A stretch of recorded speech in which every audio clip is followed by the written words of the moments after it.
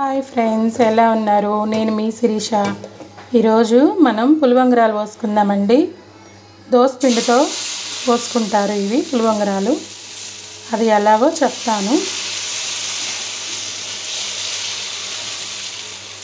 చూసారు కదా, దోసపిండిలో అండి ఉల్లిపాయలు, పచ్చిమిరపకాయలు, కరివేపాకు, కొంచెం పసుపు, కారం, కొంచెం పచ్చెనపప్పు కూడా నానబెట్టుకొని వేసేసుకున్నానండి. ఇదిగోండి, పిండి ఇలా కలిపేసుకోవాలి.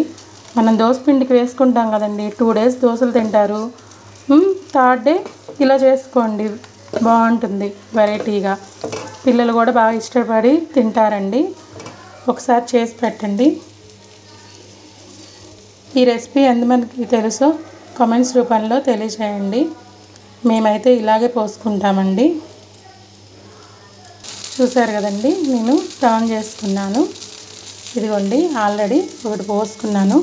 ఇది కానీ అల్లం చట్నీతో కానీ మామూలు చట్నీతో కానీ తింటే సూపర్గా ఉంటుందండి. ఒకసారి ట్రై చేయండి మీరు కూడా, చాలా బాగుంటుంది టేస్ట్.